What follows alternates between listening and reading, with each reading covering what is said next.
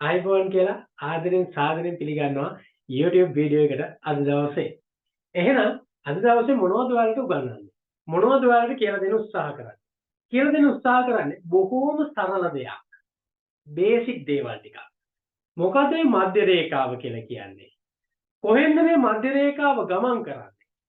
එතකොට සැලැස්මක් ගත්තොත් ගොඩනැගිලි සැලැස්මක් ගත්තොත් මේ ගොඩනැගිලි සැලැස්මක මිනුම් ලබා දෙන්න පුළුවන් ආකාර මොනවද කියලා තමයි අද වීඩියෝ එක තුලින් ඔයාලට පැහැදිලිව තේරෙන සිංහලෙන් කියලා දෙන්න උත්සාහ කරන්නේ.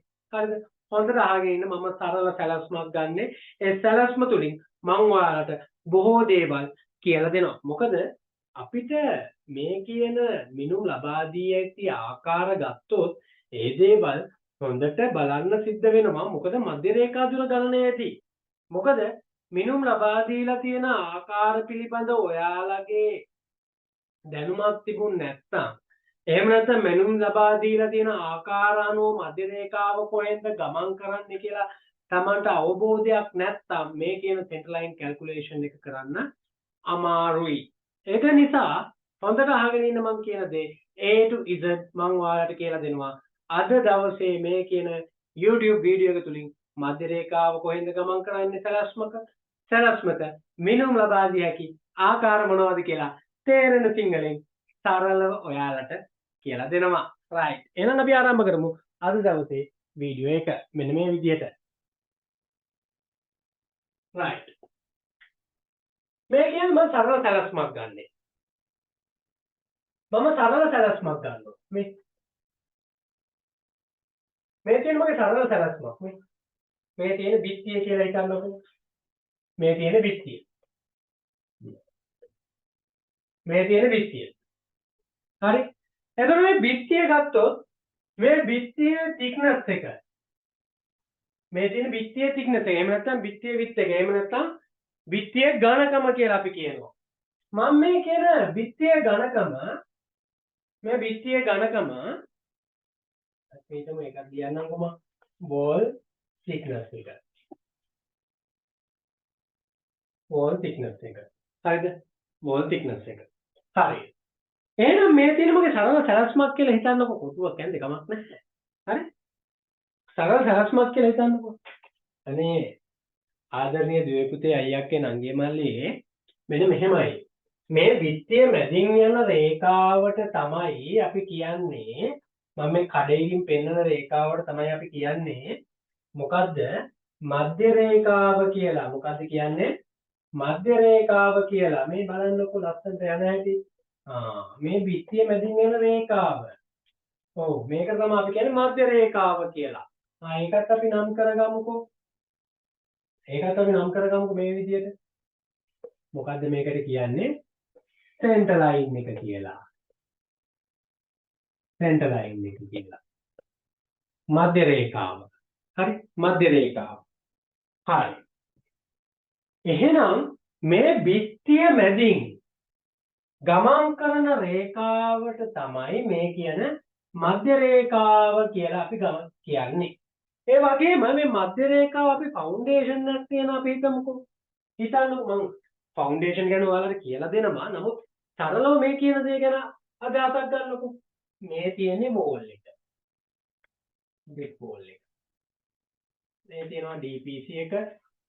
මෙන්න තියෙනවා ප්ලින්ත් එකනේ සරල එක. මෙන්න තියෙනවා ස්ක්‍රිඩ් එක. ඔය විදිහට තියෙනවා කියලා හිතන්නකෝ.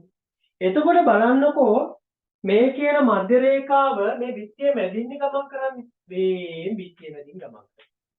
එතකොට මේ කියන මධ්‍ය රේඛාව ගත්තොත් බලන්නකෝ.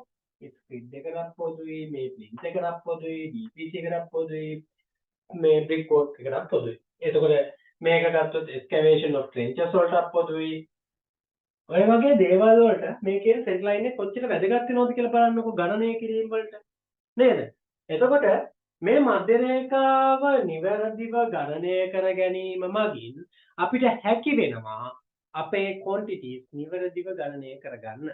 හැබැයි යම්කිසි අයුරකින් මේ කියන මධ්‍ය රේඛා දුර ගණනය කිරීම වැරදුනොත් ඔයාලා ගණනය කරන මේ මධ්‍ය රේඛාව පදනම් කරගෙන ගණනය කිරීම වරදිනවා. ඒ ගණනය කිරීම වර්ධිනවා කියලා කියන්නේ TDS sheet එක තුල ආදරණීය දුවේ පුතේ අයියා කෙනන්ගේ මල්ලියේ මොකද වෙන්නේ? ඔයාලා මේ TDS sheet එක තමයි ගෙනියන්නේ කොහෙටද? abstract sheet එකට. ඒතකොට abstract sheet එකත් වර්ධිනවා. ඒතකොට abstract sheet එකට ගේන quantity එක තමයි ඔයා ගෙනියන්නේ මොකේද? bill of quantity එකට. එහෙනම් bill of quantity එකත් ඔයාලගේ වර්ධිනවා. මොකද හේතුව මේ කියන Centerline calculation එක වැරදුනාට පස්සේ ඒක පදනම් කරගෙන තමයි ඔයාලා ගෙනිච්ච TDS sheet එකේ quantities ගණනය කරේ. ඒ TDS sheet එකේ ගෙනිච්චා මොකේද abstract sheet එකේ ගෙනිච්චා BOQ එකට. එතකොට ඔයාලා ගණනය කරපු quantities වැරදිද නැද්ද ආදරණීය දුවේ පුතේ? වැරදි. එහෙනම් හොඳට මතක තියාගන්න මේ Centerline එක අනිවාර්යෙන් 100ක් නිවැරදිව ගණනය කළ යුතුයි. ආසන්න සංඛ්‍යා වලට නෙවෙයි. ඔයාලා මේ මධ්‍ය රේඛා දුර 100ක් නිවැරදිව ගණනය කරගන්න ඕනේ. එහෙනම් අපි බලමු. මෙන්න මේ වගේ සැලැස්මක් දුන්නොත් කොහොමද මේ වගේ මිනුම් දෙන්න පුළුවන් ආකාර. මම මේ ෆවුන්ඩේෂන් එක බලන්න කොහෙන්ද නැත්නම් ඉඳලා තියෙන්නේ. right. මේ තියෙන්නේ පිටත බිත්තිය. එහෙම නේද? ඔව්. මේ තියෙන්නේ පිටත බිත්තිය. එහෙනම් මේ දෙන්නේ මොකද්ද? පිටත බිත්තියේ ඉඳලා පිටත බිත්තියට මිනුමක්. පිටත බිත්තියට මිනුමක්. ඒකට අපි කියනවා external to external wall length එක. හරිද? මේ තියෙන්නේ. හරි. ඒකට අපි කියනවා මොකද්ද? external to external wall length එක. හරිද? එතකොට පිටින් පිට මිනුම. හරිද? මේකෝ external to external length එක. පිටින් පිට මිනුම සැලැස්මක. එහෙනම් ආදරණීය දුවේ පුතේ අයියක්ගේ නංගියේ මල්ලියේ අපි ගත්තොත් මේ තියෙන ඇතුළත බිත්තිය නේද? එහෙනම් මෙන්න මේ කියන ඇතුළත බිත්තියේ ඉඳන් මේ කියන ඇතුළත බිත්තියට මිනුමක් දෙන්න පුළුවන් නේද? ඔව් දෙන්න පුළුවන්. ඒකට අපි කියනවා internal to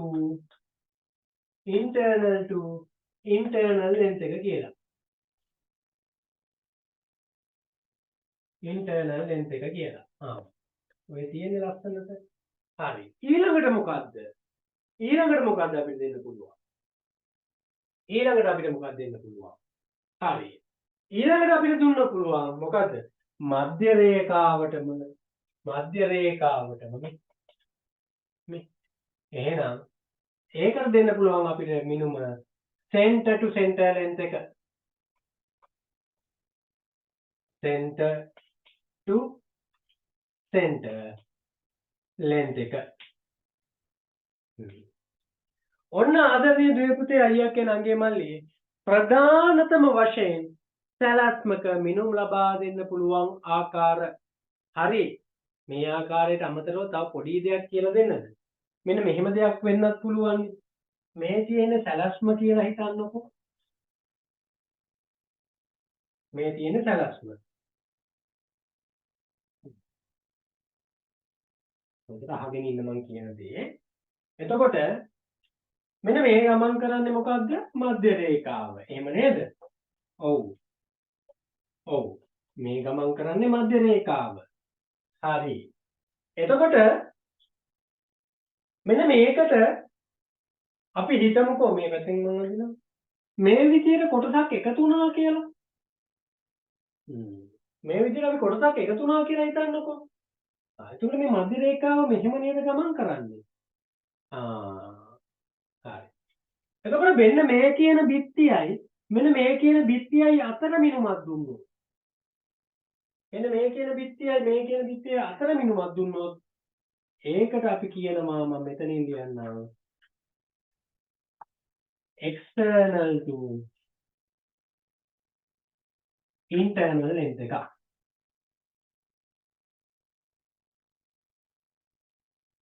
internal length එක. ඇයි එහෙම මම කිව්වේ?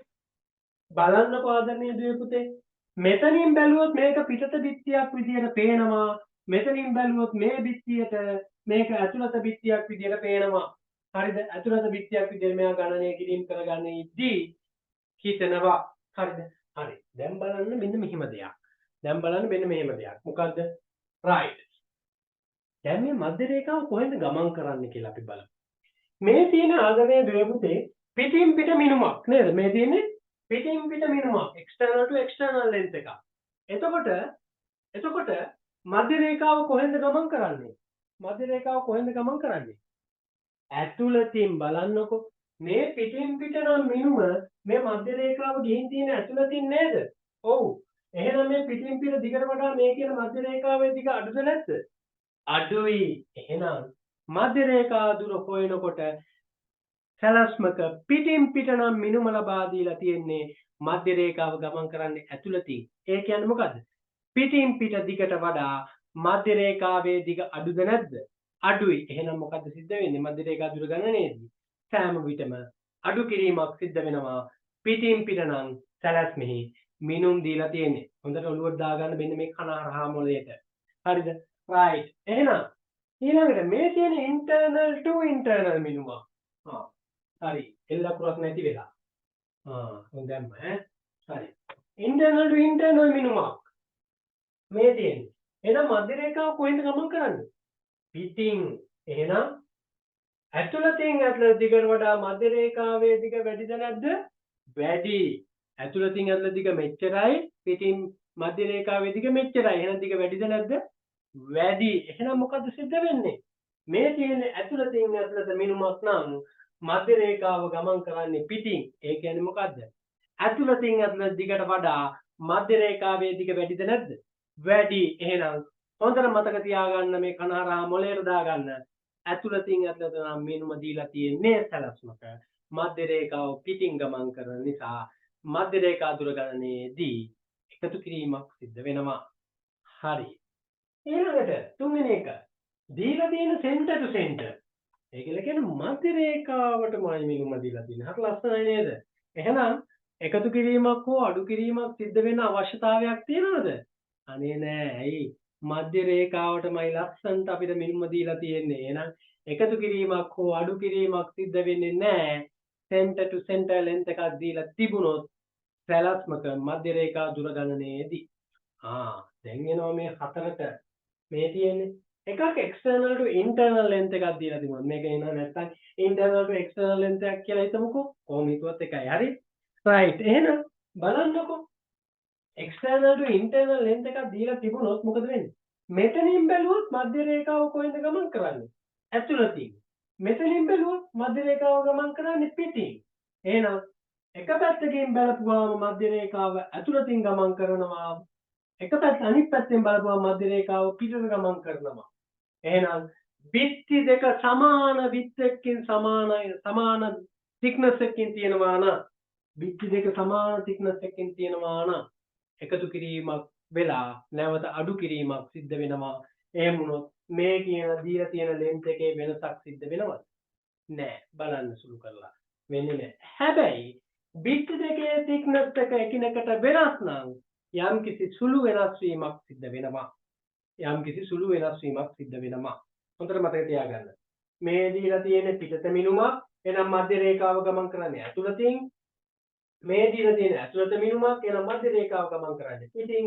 එහෙනම් මෙතනින් ඇතුළත පයින් දිග මෙතනින් පිටත පයින් දිගට සමාන වෙන්නේ සමාන thickness වලින් සමාන width එකකින් එහෙම නැත්නම් සමාන ඝනකමකින් යුක්ත බිත්ති නම් පමණයි. එහෙම වුණොත් මේ කියන length එක සමානයි. ඒ කියන length එකම අපිට ගන්න පුළුවන්. හැබැයි බිත්ති දෙකේ thickness එක width එක එහෙම නැත්නම් ඝනකම වෙනස් වුණොත් යම් කිසි ප්‍රමාණයක සුළු වෙනස් වීමක් සිද්ධ වෙන්න පුළුවන්. මෙන්න මේ කියන length එකේ. අන්න ඒක හොඳට මතක තියාගන්න. ඔන්න අද දවසේ YouTube වීඩියෝ එක තුලින් ඔයාලට මම කියලා දෙන්න උත්සාහ කරේ. හරි. එහෙනම් මොකද්ද මම කිව්වේ? මේ බිත්තිය මේ සැලැස්මක් ගත්තා. මේ සැලැස්මේ බිත්තිය මැදින් යන රේඛාවට අපි කිව්වා මධ්‍ය රේඛාව කියලා, Centerline එක කියලා. ඒ වගේම සැලැස්මක් ගත්තොත් අපිට මිනුම් ලබා දිය හැකි ආකාර ගැන මම කිව්වා. එකක් තමයි පිටත බිත්තියේ ඉඳලා පිටත බිත්තියට මිනුමක් දෙන්න පුළුවන්.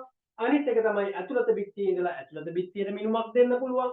අනිත් එක තමයි මධ්‍ය රේඛාවටම මිනුමක් දෙන්න පුළුවන්. ඒ වගේම තමයි මොකද එක මිනුමක් එක්ස්ටර්නල් පිටත බිත්තියටත් අනිත් මිනුම ඇතුළත බිත්තියට දෙන්නත් පුළුවන්. එහෙම නැත්නම් ඇතුළත බිත්තියටත් පිටත බිත්තියටත් මේ කියන මිනුම දෙන්න පුළුවන්. එහෙනම් මොකද්ද වෙන්නේ?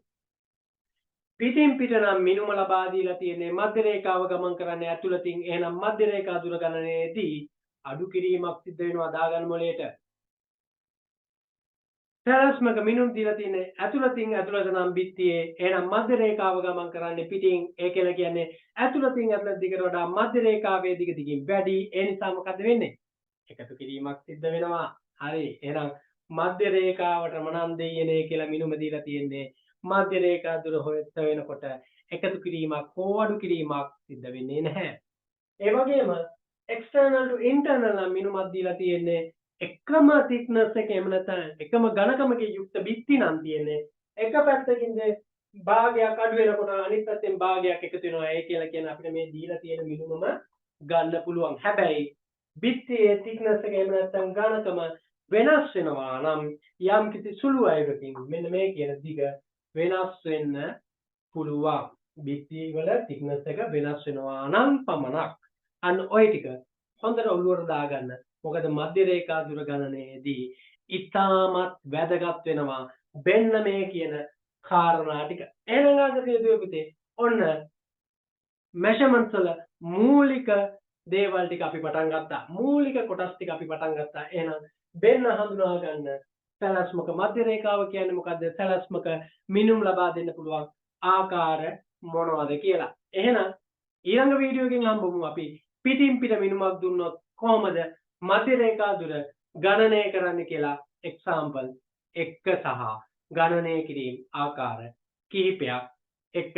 එහෙනම් ආදරණීය පුතේ අදට ඔයාලගෙන් සමුගන්නවා ඊළඟ වීඩියෝ එකකින් නැවත හම්බෙන බලාපොරොත්තු වෙන සියලු දෙනාටම සුබ දවසක් වේවා.